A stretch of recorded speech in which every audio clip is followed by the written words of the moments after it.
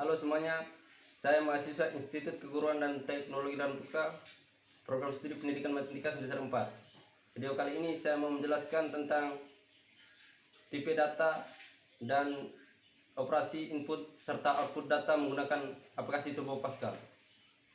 Untuk lebih jelasnya, mari kita simak video berikut ini. Data atau data diri. Maka pada contoh ini, kita ambil judulnya adalah program biodata. Nah, yang berikut kita melihat ada perintah use CRT. Nah, kita menggunakan CRT karena program Pascal ini dijalankan pada sistem operasi DOS yang berjalan pada sistem operasi Windows. Yang berikut variabel. Variabel di sini terdapat variabel nama, variabel tempat tanggal lahir, variabel jurusan, variabel alamat, variabel instansi, variabel NIM, variabel pekerjaan. Nah, bisa juga kita tambahkan selain variabel-variabel ini yang menyangkut tentang biodata atau data diri kita.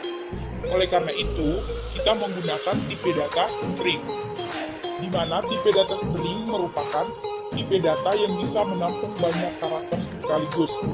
Maksimal jumlah karakter yang bisa ditampung di dalam string adalah sebanyak 255 karakter. Selanjutnya, kita masuk kepada program utama.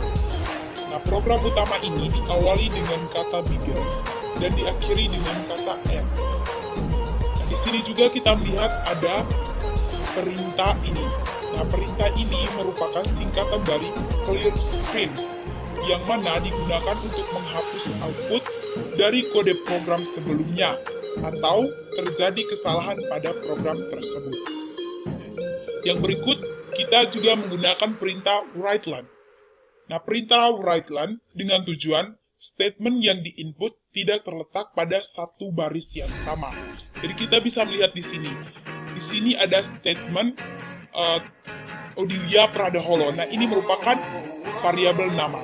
Variabel nama akan berada pada satu baris saja. Dia tidak bergabung dengan variabel tempat tanggal lahir. Dan variabel jurusan, variabel alamat, variabel instansi, variabel NIM, serta variabel pekerjaan. Program ini diakhiri dengan kata N. Kata N selalu diakhiri dengan tanda titik. Nah, untuk menampilkan outputnya, kita harus menjalankan program tersebut dengan mengklik menu Run.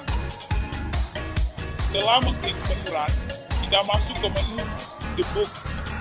Nah, kita mencari output, menu output. Setelah itu kita klik pada menu output. Maka akan menampilkan hasil seperti ini. Hasilnya adalah Odilia berada pada alamat Pengaleng, RT 1 RW 1, Institut Keguruan dan Teknologi Dalam TUKA, NIM-nya 8420219008, status atau pekerjaannya sebagai Baik, kita masuk pada contoh yang kedua, yaitu konversi suhu. Judul program konversi suhu. Kita menggunakan perintah use CRT. Variabel yang kita gunakan di sini yaitu variabel F dan variabel C, di mana variabel F sebagai Fahrenheit dan variabel C sebagai Celsius. Tipe data ini yaitu tipe data real, di mana tipe data real adalah tipe data angka yang mengandung nilai pecahan. Kita masuk pada bagian inti dari program ini yaitu begin. Di sini kita menggunakan perintah writeline. Kita akan mengkonversi Fahrenheit ke Celsius.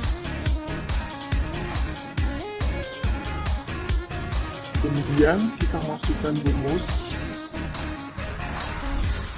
Nah, untuk menampilkan hasilnya, kita harus menjalankan program ini dengan mengklik Run.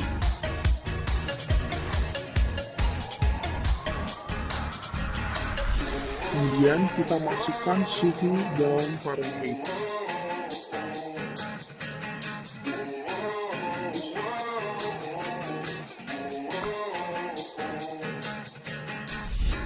Kita klik Enter.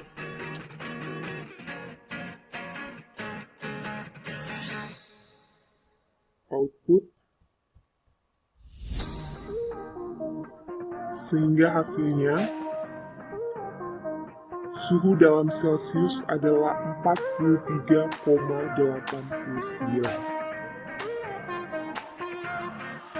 Baik, itu merupakan contoh dari konversi suhu. Baik, saya akan menjelaskan contoh yang ketiga tentang program konversi waktu. Kita menggunakan perintah UseCRT, di mana UseCRT sendiri sudah dijelaskan pada contoh yang pertama. Kita masuk ke variabel. Di sini saya menggunakan variabel C, M, D, dan H, di mana J adalah jam, M adalah menit, D adalah detik, dan H adalah hasil. Tipe data yang digunakan adalah tipe data integer. Mengapa? Karena tipe data ini tidak mengandung nilai pecahan atau desimal. Karena tipe data ini mengandung bilangan bulat. Yang berikut, kita masuk ke bagian inti, di mana selalu diawali dengan begin dan diakhiri dengan end. Lalu yang berikut,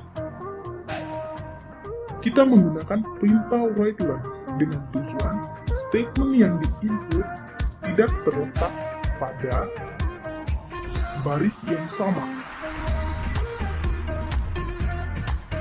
Kita melihat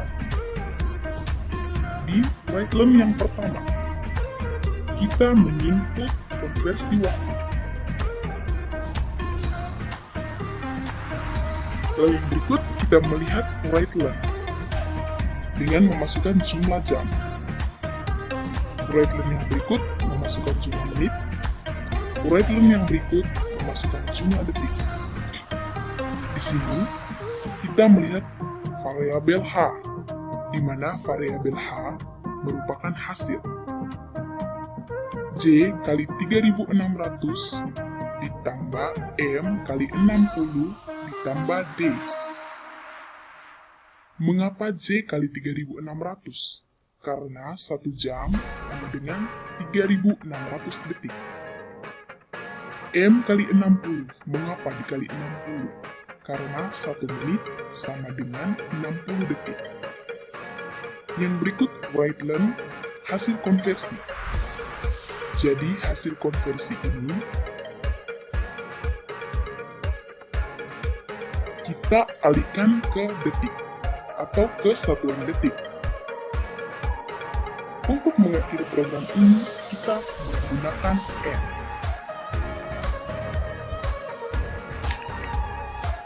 Untuk menampilkan outputnya, kita harus menjalankan program terlebih dahulu dengan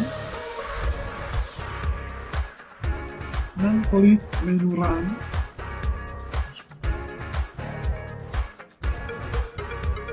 masukkan jumlah jam. Misalnya di sini saya masukkan jamnya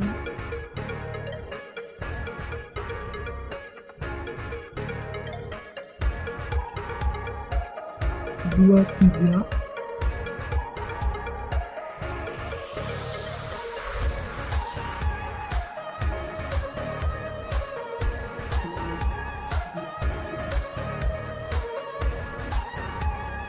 Jumlah menit misalnya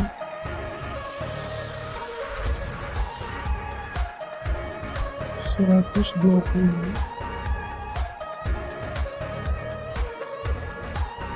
Dan detiknya sama dengan detiknya saya masukkan 60.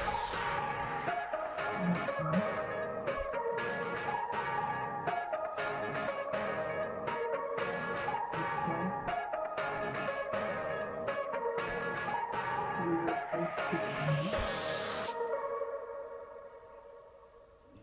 jadi hasil konversinya adalah konversi ke detiknya adalah 24.524 detik. Dengan begitu maka program kita dinyatakan berhasil.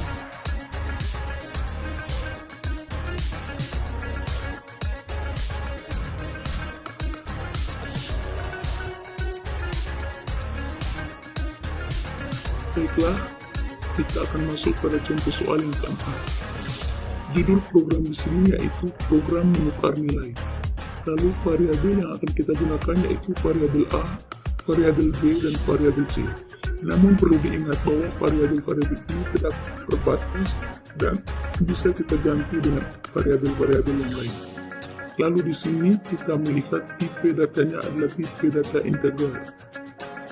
Yang mana tipe data integral ini merupakan tipe data yang mengandung bilangan bulat.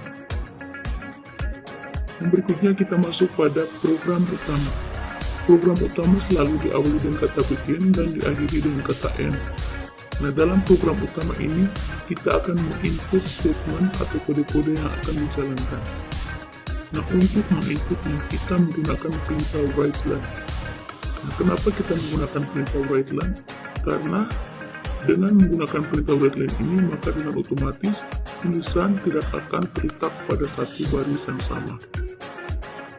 Yang pertama kita melihat perintah writeLine, program menukar nilai A menjadi B. Jadi perintah pertama, perintah ini menginput program menukar nilai A menjadi B. Lalu yang berikutnya writeLine, untuk perintah yang kedua ini tinggal disesuaikan dengan perintah yang pertama agar terlihat lebih rapi. Yang berikutnya writeLine, masukkan nilai A. Lalu readLine A. Nah, ketika kita memasukkan nilai A, maka pada output nanti akan terbaca A. Lalu writeLine, masukkan nilai B. Jadi pada outputnya nanti akan terbaca nilai B. Berikutnya writeLine C sama dengan A. Lalu yang berikutnya A sama dengan B, dan B sama dengan C. Dan maksud dari ketiga ini merupakan nilai dari setiap variabel ini bisa ditukar, artinya C bisa ditukar menjadi A pun bisa ditukar menjadi B, serta B bisa ditukar menjadi C. Yang berikutnya writeLine hasil A sama dengan A dan B sama dengan B. Baiklah, sebelum kita menjalankan program tersebut, kita harus mengakhiri dengan tanda N. Nah, kode N ini selalu diakhiri dengan tanda titik yang menunjukkan bahwa program telah selesai. Lalu untuk memunculkan outputnya, kita harus menjalankan program tersebut dengan cara kita mengklik menu lalu menjalankannya. Baiklah, di sini outputnya sudah seperti ini. Lalu kita harus membuktikan apakah betul nilai A akan tertukar dengan nilai B dan C ataupun sebaliknya. Nah, untuk membuktikannya, kita harus memasukkan atau menginput sebarang nilai A. Jadi di sini saya akan menginput nilai A dengan sebarang angka yang merupakan bilangan bulat. Di sini saya akan memakai angka 25. Lalu yang berikutnya, kita memasukkan nilai B atau kita menginput nilai B dengan sebarang bilangan bulat. Di sini saya memilih bilangan 50. Baik, kita sama-sama perhatikan bahwa ini merupakan kondisi awal sebelum kedua nilai ditukar. Jadi ini merupakan kondisi awal sebelum kedua nilai ditukar. Lalu untuk melihat apakah kedua nilai A dan B itu tertukar, kita harus meng-enter sekali lagi. Setelah di-enter, kita kembali ke menu debug. Lalu kita klik output. Dan hasilnya adalah seperti ini. Jadi tadi sebelum ditukar, kondisi nilai A yaitu 25 serta nilai B yaitu 50. Nah, hasil setelah ditukar, nilai A-nya 50 serta nilai B-nya 25. Jadi dengan demikian kita bisa melihat bahwa program atau statement-statement yang kita masukkan pada program ini sudah berhasil atau tidak mengalami error lagi, dan hasilnya pun juga sudah membuktikan bahwa nilainya benar-benar tertukar. Dengan demikian, maka program ini telah selesai. Nah, mudah bukan? Terima kasih dan selamat mencoba.